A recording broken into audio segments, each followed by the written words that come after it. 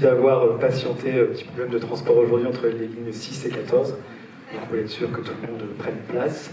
Bienvenue à la Cinémathèque française dans le cadre de cette rétrospective David Cronenberg, rétrospective qui s'est ouverte en début de semaine avec la projection en avant-première de The Shrouds, Les Linceuls.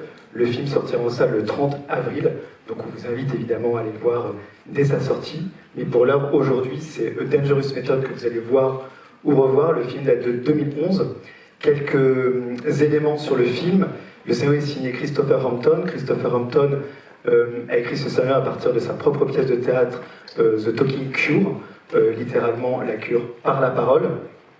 Et cette pièce est elle-même adaptée du roman de John Kerr, A Most Dangerous Method, l'histoire de Sigmund Freud, Sabina Spielrein et Carl Jung. Et c'est la troisième fois que David Cronenberg et Viggo Mortensen tournent ensemble, précédemment History of Violence et Les Promesses de l'ombre, dont la projection a eu lieu aujourd'hui suivi d'un dialogue avec l'acteur. Et Viggo Mortensen qui joue Sigmund Freud, le père de la psychanalyse, aux côtés de Michael Fassbender dans le rôle de Carl Jung, et également Keira Knightley qui joue Sabina Spielrein. Et on est plus qu'honoré, vraiment ravis que Viggo Mortensen nous fasse l'honneur de sa présence ce soir. Je vous demande de l'accueillir comme il se doit. Viggo Mortensen.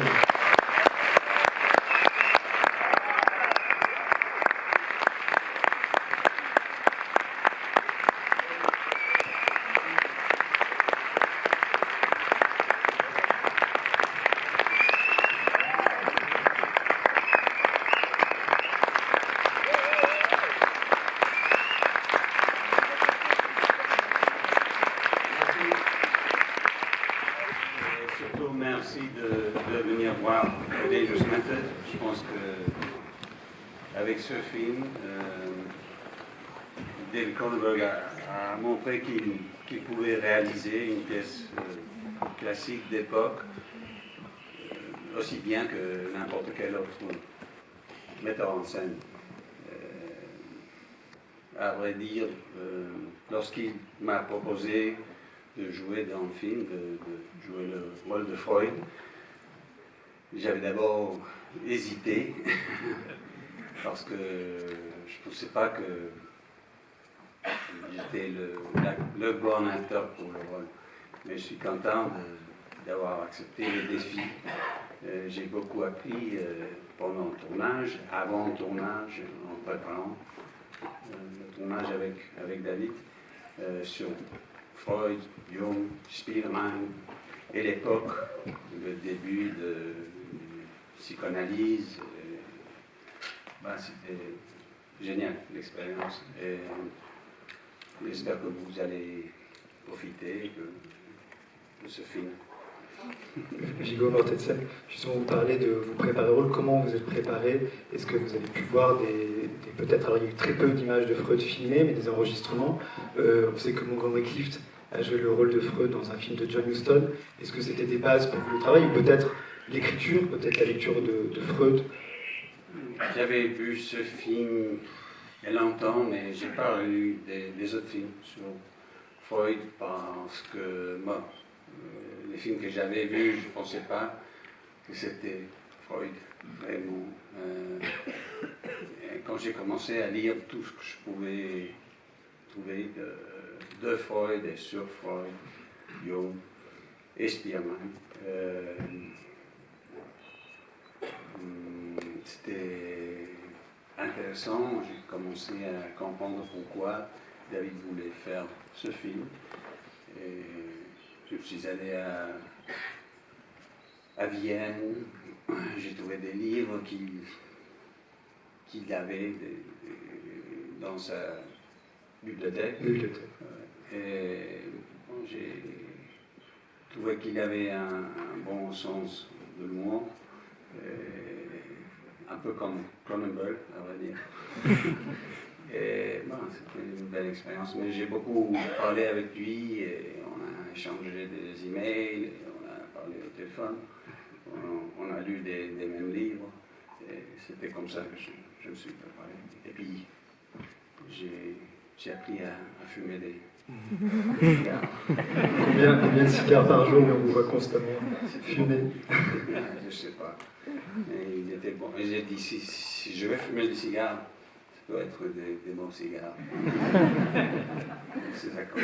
Oui, parce qu'on le voit dans le film, vous incarnez vraiment Freud, c'est-à-dire, je ne sais pas qui va découvrir le film pour la première fois ce soir, donc une grosse partie, alors que le film est récent, tant mieux. On sort du film et on voit Freud, c'est-à-dire qu'on ne peut pas maintenant imaginer quelqu'un d'autre que vous en Freud, alors que vous êtes a priori très, très différent. Mais c'est à eux de dire après le film. Mais je te remercie. Et en quoi justement votre travail a pu être différent? Là j'ai évoqué l'histoire de Valence ou Les Promesses de l'ombre, qui sont des films sur le corps, en tout cas il y a quelque chose au niveau du langage du corps, là on est plus du côté peut-être des mots. Est-ce que ça aussi, d'un point de vue de la performance d'acteur, en tout cas de l'interprétation, c'est quelque chose que vous avez abordé différemment? Oui, j'ai beaucoup parlé dans ce film, vous allez voir. Beaucoup plus que dans Les Promesses de l'ombre ou A History of Violence. Et Freud, il utilise des mots comme des outils, as weapons, comme des armes. Comme des armes, et pas son corps. C'était la différence, mais c'était génial. J'ai beaucoup aimé l'expérience de tourner, mais la préparation et la façon de tourner, c'est la même pour Cronenberg. No rehearsals, no storyboards. On peut lui poser des questions, on peut beaucoup parler avant de tourner, mais quand on commence, il parle pas beaucoup. David, si ça va bien, il te dit rien. Ça veut dire qu'il aime ce que tu fais, c'est bon signe. Et s'il ne l'aime pas, il n'hésite pas de te le dire.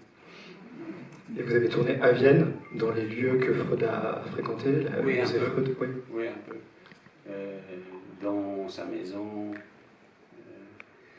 et aussi Belvedere, le parc, le palais, la dernière scène du film.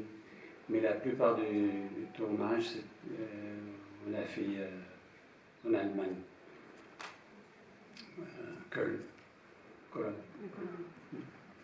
Vous avez évoqué, vous en avez déjà quelques mots lors de votre dialogue sur ce film, et notamment les autres interprètes, Michael Fassbender et Keira Knightley. Pouvez-vous un peu vous parler de votre travail avec ces deux acteurs? Vous avez réhabilité justement à juste titre le travail de Keira Knightley, qui est phénoménal aussi dans le film. Comment avez-vous travaillé avec ces deux acteurs? Maybe I'll go in English. Anaïs Duché qui va traduire. I mean, I really like working with those actors. Beaucoup aimé travailler avec eux. Keira Knightley, Michael Fassbender, et de travailler à nouveau dans un film avec Vincent Cassel. J'avais travaillé avec lui dans Les Promesses de l'ombre. And one thing I felt was, when the movie came out, I thought it was really good. And as I said, I think that David showed he could make this kind of film, which is very different from what he'd done before. But some of the reviews from some decent reviewers were very hard on Keira Knightley's performance. And I thought that was unfair, and I think that with the passing of time it would be better appreciated. For me, she was very brave and did an excellent performance. I thought it was great. So I don't know what people expected, but she studied and she talked with David and about how her behavior should be physically, emotionally, all that, and I thought it was great. Mais j'ai beaucoup aimé l'expérience de travailler avec elle, avec Michael. Quand le film est sorti, moi je l'ai tout de suite trouvé très bon. Encore une fois, David a montré qu'il était capable de faire aussi ce genre de film.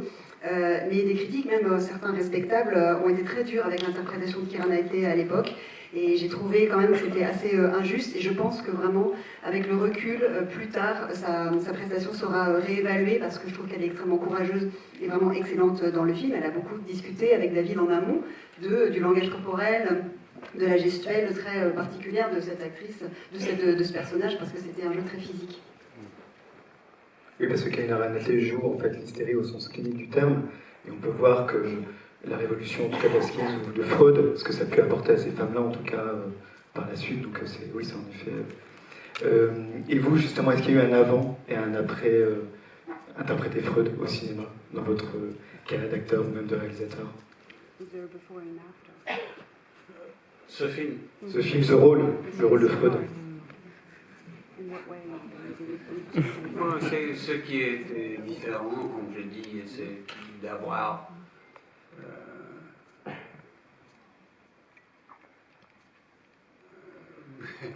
beaucoup à dire en tant qu'acteur. Beaucoup de textes, des scènes où, comme je dis, la stratégie, les armes étaient les mots. Et j'aimais beaucoup ça. C'était un peu comme dans les scènes avec Kira, chez moi, et avec Michael aussi. C'était un peu comme faire du théâtre. J'ai beaucoup aimé ça. Merci beaucoup, Viggo Mortensen, de votre présence. À toi. Un grand merci. Et à vous pour venir, comme j'ai dit, et pour rendre hommage à David. Bien mérité, je pense. Et merci à Alice Michel.